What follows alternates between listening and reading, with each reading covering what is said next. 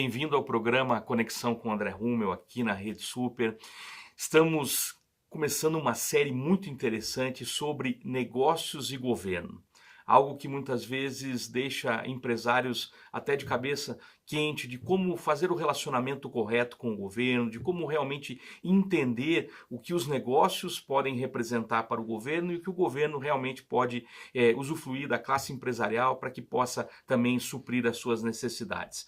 E para esse tema eu convidei uma especialista que está há muitos anos nesse setor, Kátia Garbim. Muito obrigado por você estar aqui com a gente. É um prazer muito grande receber você aqui para essa entrevista. Uma alegria poder falar dessa profissão que é pouco conhecida, mas é tão relevante, né? É verdade. Sobre essa temática, né?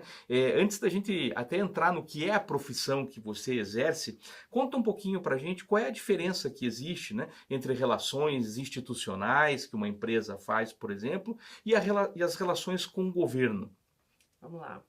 Na verdade, o relações institucionais e governamentais, ele acaba sendo uma coisa só, né? O governo é uma instituição, não Exato. deixa de ser, mas ele tem essa linha pública, né?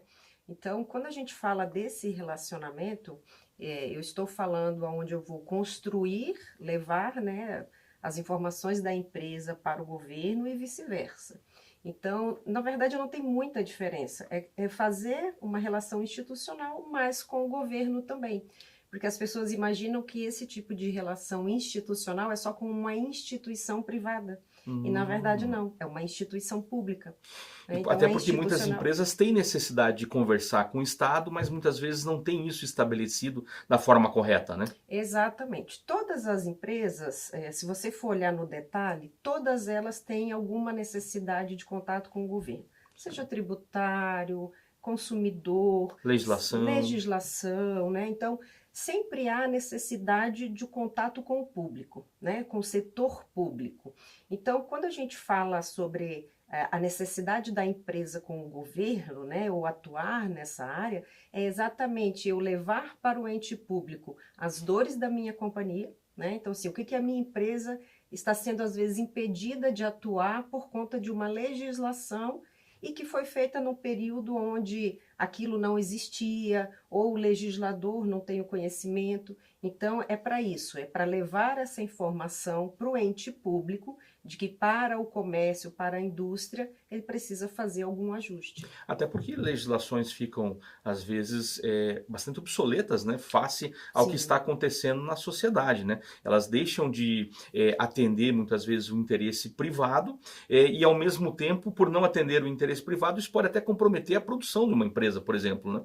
É exatamente isso. Então, imagina que leis de 77, nós temos leis no Brasil hoje em vigor que são antes ali da Carta Magna, vamos dizer É assim, verdade, é né? verdade. E Uhum. elas só foram feitas adaptações. Então, o legislador, se você imaginar a gama de assuntos que ele tem para tratar, é importante que você leve a ele essa demanda. Às vezes é um problema tributário, às vezes é um problema de regra de funcionamento ou de prestação de serviço, que ela está lá há muitos anos. E como as pessoas estão na rotina, as pessoas não se lembram que aquilo só é ruim porque a lei fala que é daquela forma. Entendi. Mas há 20 anos atrás era assim. Então você precisa buscar o legislador e explicar para ele que em função da evolução, Claro. precisa ser feita uma Até a alteração de lei. própria evolução tecnológica, né? Muitas vezes você vai precisar fazer ali uma intervenção com o poder público para mostrar que aquela intervenção, para aquele avanço tecnológico, ele na verdade precisa ser incluso num texto de lei para que aquilo possa Para funcionar. que ele funcione. Exemplo foi durante a pandemia, que as assembleias, por exemplo, estavam todas suspensas porque não existia previsibilidade em lei de que uma assembleia poderia ser virtual.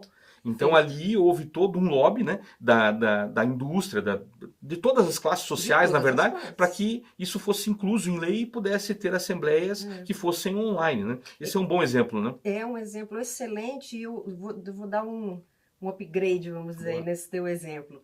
Ah, os serviços essenciais, quando a gente fala serviços essenciais, até então era energia, gás, né? Eram esses os serviços Sim, essenciais. Telecom nunca foi considerado, por exemplo, serviço essencial. exato. Então, quando teve a pandemia, que houve aquele bloqueio, que ninguém podia sair na rua, os profissionais não podiam ir para a rua, só pode sair quem é serviço essencial, né? Sair os decretos, né? Que saía decreto a cada meia hora. Sim. Então, esse decreto, quando ele saía, ele falava, só quem trabalha com serviço essencial, gás, energia, Água. e aí a gente pensou assim, e telecom? Se todo mundo precisa conversar, como é que vai fazer? Se eu... As pessoas estavam precisando instalar nas suas casas, né? Aham. A dificuldade estava grande, né? Então foi um período onde o profissional de relações institucionais, que é esse profissional que constrói esse relacionamento, ele tem uma construção de relacionamento, é que ele consegue ligar para secretário de Estado, para secretário de prefeitura, para prefeito, e fala assim, prefeito, eu estou com a rede parada em tal lugar e eu não consigo me movimentar porque o decreto não incluiu o telecom como serviço público, como serviço essencial. E é interessante, né? E aí despertou, né? Nossa, é verdade, precisamos disso. E hoje isso parece até um tabu, na verdade, né? As pessoas pensam, puxa, eu nunca vou conseguir fazer o Estado se movimentar para alterar, por exemplo, isso. E, na verdade, não é, né? Não. Isso pode ser alterado à medida que a população ou que organizações da sociedade civil se mobilizem, né? Ou sindicatos, ou associações, mas é possível fazer isso, né? É possível, é válido, né? E como eu falei, o governo, às vezes o Estado, ele não se move porque ele não é provocado. Por falta de iniciativa, né? Exatamente. Então, às vezes ele é como a justiça, né? Precisa do impulsionamento. Você tem que impulsionar a justiça. E o Estado, dependendo da pauta, ele também precisa, porque ele tem tanta coisa que ele está tratando. Exato. E que às vezes aquele artigo, que é um artigo que não precisa mais estar naquela lei, porque é uma coisa muito antiga, e hoje o processo roda diferente, ele precisa entender que ele tem que ir lá e fazer, né, vamos dizer assim, excluir aquele artigo da lei para que o processo possa rodar, para que a empresa possa produzir, para que o público possa trabalhar. E é importante, você empresário que está nos assistindo, você que hoje tem um negócio, você precisa ficar muito atento ao setor que você está, para ver se de repente não tem algo que você possa melhorar na legislação, ou melhorar no procedimento do teu negócio, que possa facilitar negócios privados, mas também negócios com o Estado. E é isso que efetivamente é o trabalho de um lobista, né? Exatamente. É isso que você faz. Eu sou uma lobista com orgulho. Muito bom, e uma lobista cristã, isso que é a melhor parte. Exatamente. Inclusive no próximo episódio você vai explicar como é ser cristã e transitar nesses lugares de governo. Essa vai ser a próxima pergunta para a gente abrir o próximo episódio. E eu quero te encorajar a assistir os outros episódios dessa série, Negócios e Governo, para você entender no seu negócio como isso pode ser uma boa ferramenta para você impulsionar as suas vendas, impulsionar os seus negócios e crescer ainda mais aquilo que você faz hoje, ou até conhecer cenários que você pode ajudar dentro da sociedade onde você vive. Nós vamos para um rápido intervalo e eu volto com uma reflexão para abençoar a sua vida.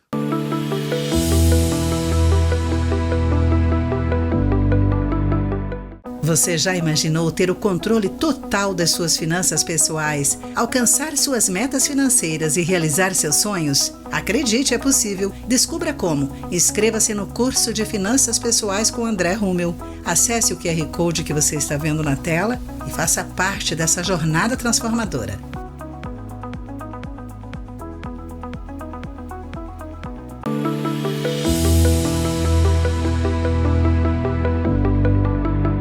A palavra de Deus fala em Eclesiastes 1:2, eu estou lendo na Nova Versão Transformadora, a seguinte passagem: invista seus recursos em vários lugares, pois desconhece os riscos adiante. A verdade é que nós nunca sabemos o que vai acontecer, mas nós podemos ter planejamento para passar por dificuldades ou por cenários mais difíceis quando nós nos preparamos para isso. Por isso é importante você, quando tem um negócio, investir em novas tecnologias, em novos formatos, em novas ideias, para que o seu negócio sempre se desenvolva, para que você sempre veja crescimento, porque nós nunca sabemos o que pode acontecer ali adiante. A palavra é muito certeira e muito viva, porque nós realmente não conhecemos os cenários que virão pela frente, mas há uma coisa que nós conhecemos: as ferramentas de planejamento, de oração, de construção daquilo que você pode fazer para melhorar o seu negócio. Portanto, não deixe para amanhã se capacitar e se preparar para viver de verdade algo diferente nos seus negócios. É importante que você Busque em Deus as estratégias certas para crescer as suas atividades, mas também busque nas ferramentas que você pode desenvolver, como estratégia,